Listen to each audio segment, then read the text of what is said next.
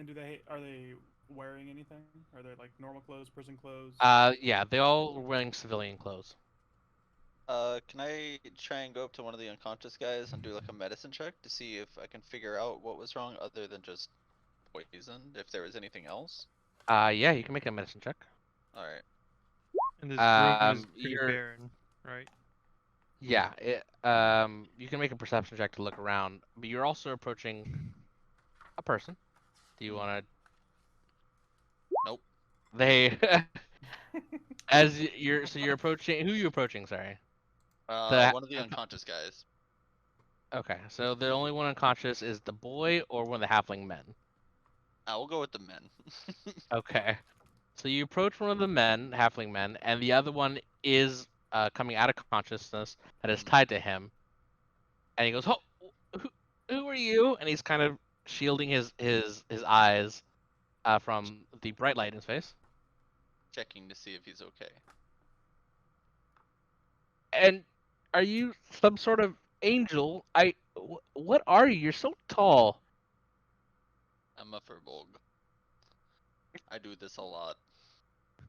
Uh, uh, okay. I don't know where I am. This is Peter, and he's pointing to his husband. Is it Walk up okay right if I check behind. Peter and see if he's okay? It'll be alright. Sure. And Thank you. he kind of closes his eyes, and he is like kind of massaging his temples. He's has a headache, and the light's not helping. I will cover the light as much as I can with one arm. Like basketball hold it and then try and just touch the other guy. Okay.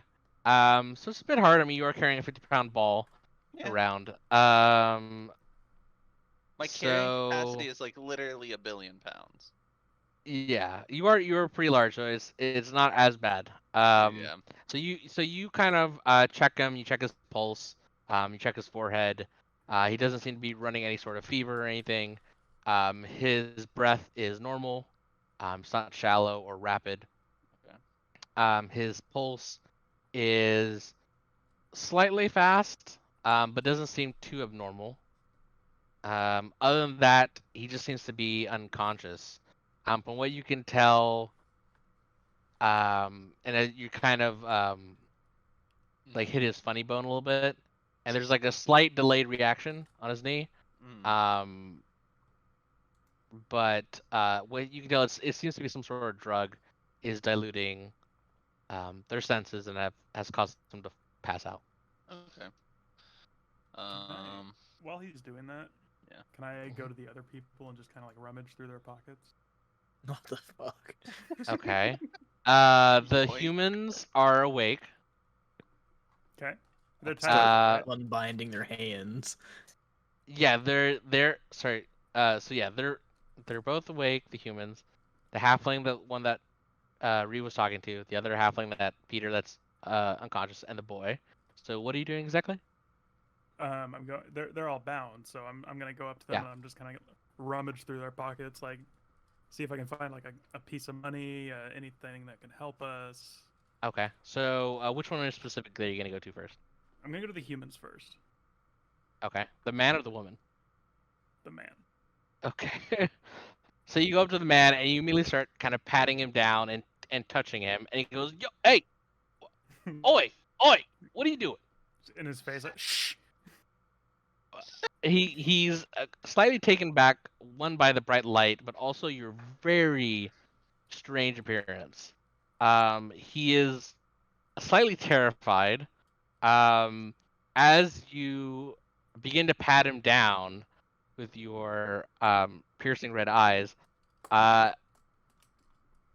you get a smell of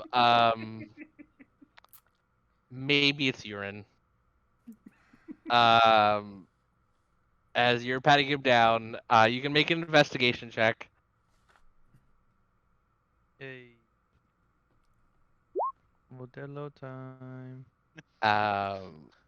Yeah, so as you pat him down, besides the smell of urine, once I smell you do it, not... I just jump away. I just okay. like, ugh. He's just like he's You're kind a- of cowering, and at this point, he's kind of like put his thighs together to like hide his pants. Frisk, He's just you're- Brace like yourself. we know. he's like shaking a little bit. He's still bound, of course. And you did not find anything on him. Okay. I'll go over to where Jesse Reeve, where Reeve is, and I will rummage through the halfling's pockets as well. The unconscious one or the conscious one?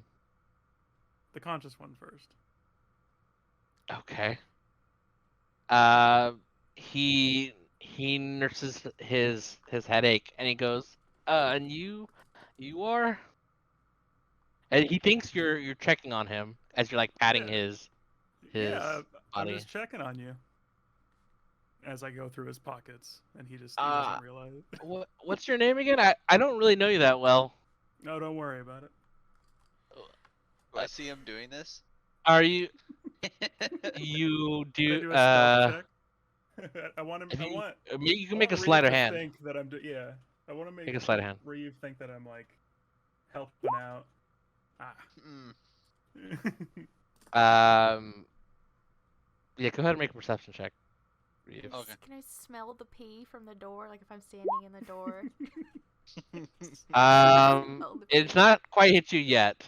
Okay. Um, I'm just kind of like Reeve- looking in the hall. I'm just watching, like. yeah, Wow. Reeve, you're currently because he was kind of as you went to them first, he went to the human, and now as you're medicine checking the unconscious person, Nimdeath is just kind of next to you, patting this other dude. So you don't quite pick out what he's doing. You know he's next to you, patting this other halfling.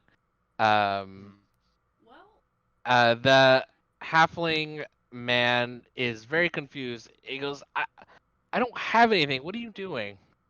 You don't find anything on him. And I make sure everybody around can hear it. I'm trying to help you, sir. And you hear the other human male goes, no, he's not. He has like a little shake in his voice. And as you guys like kind of look, you see he's like the woman is holding his head in her chest, kind of just like there.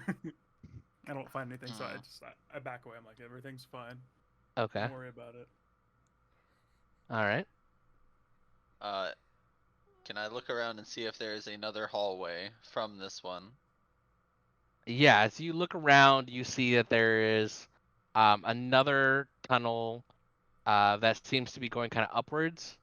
It's as you guys walked in, it'll be to your left, and it seems to go up. It's hard to see with the light on, but you're thinking that's kind of where maybe some of the external light was coming from. We should free the rest of these people, but I don't care about that. I'm gonna put the rock down and start walking. I'm gonna Right go behind him. to the human people with my trusty little knife. Start I don't mean any. Don't hurt hacking us. at the rope. Start hacking at the rope. Okay. Are you gonna forcibly grab their wrist to hack at the rope? Because right now they're like No. scared of Well, I guess all I of will you. walked up and see that this man has wet himself, Okay. and I'll just, I got my hands. I'm just gonna your ropes. Cut your, I'm just gonna cut your ropes. Okay. They gingerly put out their wrists. And yeah. After like a minute, you cut both the ropes. I'll ask them their names. I'm Kana. What is your name? The human male goes, and I'm sorry, this is the first thing that came to mind. I'm Jesse. Mm-hmm. And the woman goes, Petra. Is the little boy theirs? No, it is a halfling boy. Does he belong to the Two halfling men. okay. I guess I'll try to do their ankles too. Okay. I'll just say roll. What did I say? Acrobatics at advantage. Really want my weapon. And are you? I'm assuming you're gonna then open like the halflings chains as well. 15. Yeah. Okay.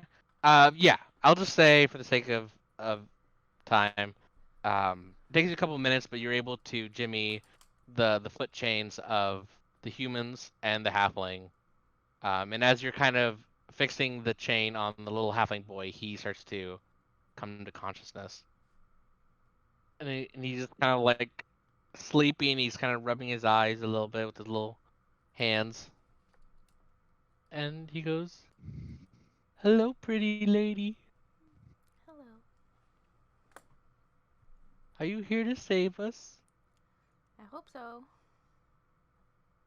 Me I'll too. try. The How big two is he? halfling Just men start- kind of hold him. Oof. Halfling kid, that dude's like a He's a- football. Yeah, this I'll- guy is like 2 feet, 2 to 3 feet. Okay, I'll take him to his dad's. Yeah. Okay. And they give him a big hug. They just kind of hold on to him. I start walking with Reeve out of here. I'm just standing at the doorway to try and look and keep an eye out. Okay. Make a perception check, Reeve. Alright. All right. As you stand there, you don't see anything. You kind of poke your head in the tunnel. It seems to go off upwards some distance. That you can't quite see. You kind of listen. You hear the faint sound of voices, but it is kind of faint at this point. Okay. I just whisper down the line, people ahead. All right. This tunnel is a little bit wider, so it can fit about 2 people.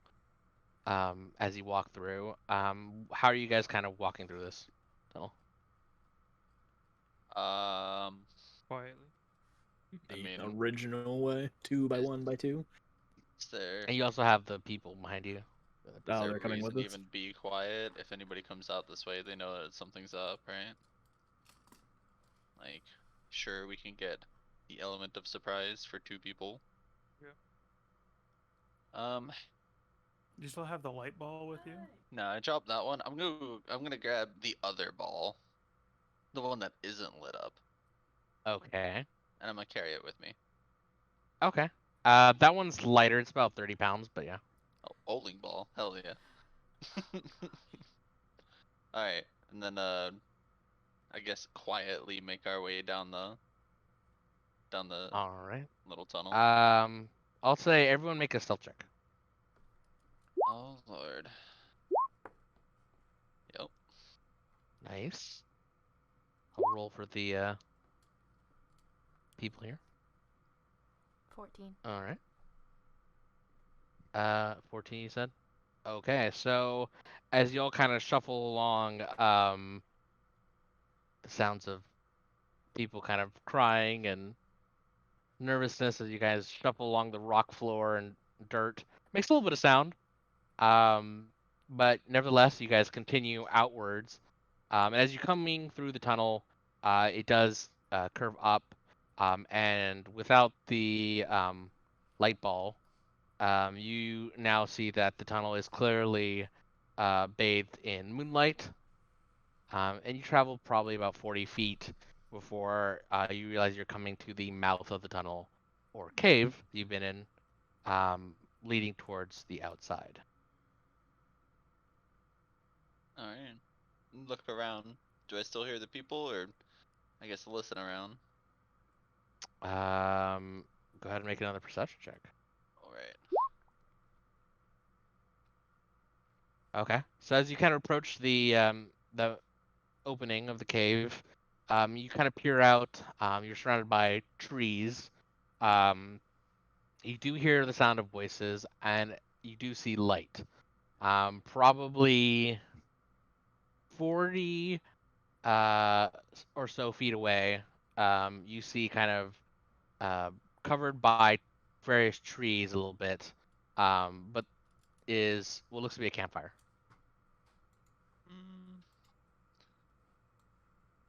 There is a little path that leads from the tunnel to this campfire. So it is slightly out in the open.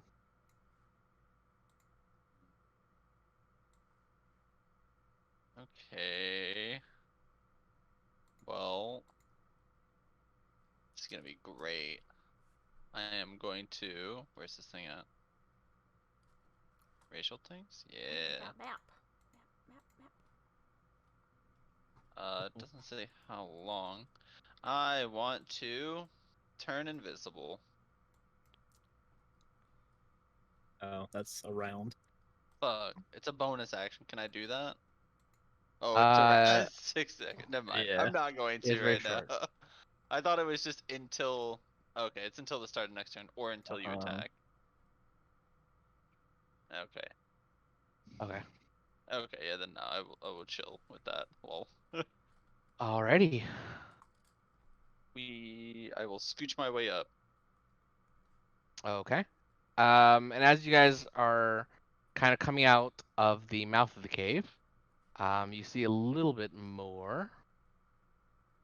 And you are definitely, as your big party, you're 10 people now, coming out of the cave, you are making some sound, and the campfire light is not far in front of you.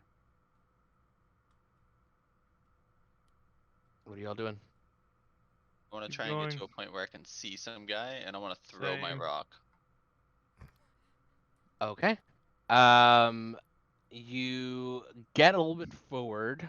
You do see a series of people and tents. They seem to be arranged around the campfire talking. You do see one with their kind of back turned to you. If you'd like to make an attack roll, you can. Alright. Is it just a d20 to throw a rock? Yeah, I would. It's an improvised weapon, so I would just say Yeah. a d20. Alright. Yeah. Yep. There it is. You chuck your rock and it hits a nearby tree, making a loud thwacking sound. As suddenly all heads turn from the campfire. And I need you all to roll initiative. Roll initiative. I don't even got my weapon.